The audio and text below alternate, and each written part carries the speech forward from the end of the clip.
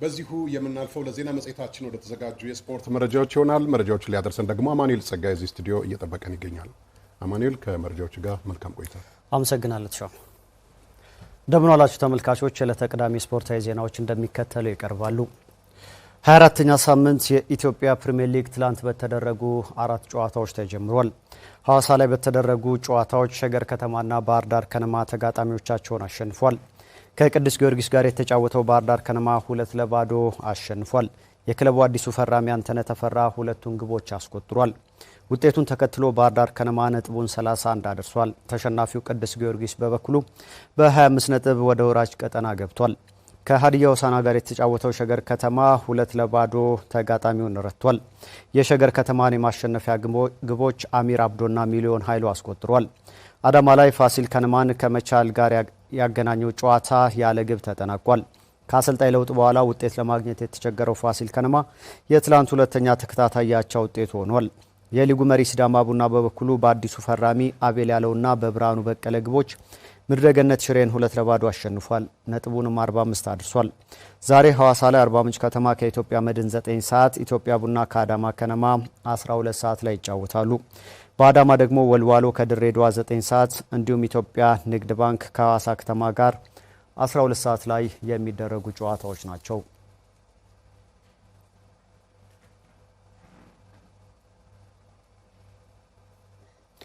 በከሚሴ ከተማ በካራቴ ስፖርት ውጤታማ ስፖርተኞችን ለማፍራት እየሰራ መሆኑን የካራቴ ስፖርት አሰልጣኙ ማስተር ዮሴፍ አበጀ ተናገረ።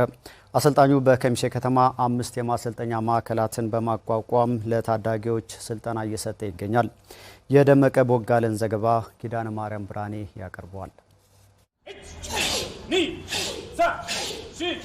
በኦሮሞ ብሔረሰብ አስተዳደር ከሚሴ ከተማ የካራቴ ስፖርት ስልጠናዎችን ለታዳጊዎች እየሰጡ ከሚገኙ አሰልጣኞች መካከል ማስተር ዮሴፍ ተበጀ አንዱ ነው። አሰልጣኙ ባለፉት ዓመታት በከተማዋ የካራቴ ስፖርት እንዲስፋፋ ጥረት አድርጓል። ስልጠናዎችን በመስጠትም ከክልል አልፎ በመላ ኢትዮጵያ ጨዋታዎች ውጤታማ የሆኑ ስፖርተኞችን ማሳየት ችሏል። ይህንንም ማስተር ዮሴፍ ከባልደረባችን ደመቀ ቦጋለ ጋር በነበረው ቆይታ ተናግሯል።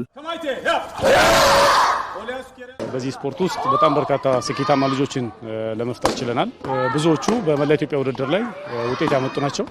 እኔንም ጨምሮ ሌሎቹንም ልጆቼ በርካታ ውጤቶችን ለከተማም ለዞኑም እንዲሁም ለክልሉም አስተዋጽኦ እያደረገ ነው የምንገኘው። አሰልጣኙ አሁን ላይም በኬሚሴ ከተማ ከ5 ያላነሱ የማሰልጠኛ ማዕከላትን በማቋቋም ስልጠናዎችን በመስጠት ብቁ የካራቴ ስፖርተኞችን ለማፍራት ጥረት ላይ ነው። በኬሚሴ ከተማ ውስጥ ከ5 በላይ ብራንቾች አሉ። ከነዛ ውስጥ አሁን ያለንበት ዋናው ብራንች ነው። በዋናው ብራንች ውስጥ እንግዲህ ከ110 በላይ ሰልጣኞች አሉ። በቅርቡም 110 ልጆችን አስመርቀናል።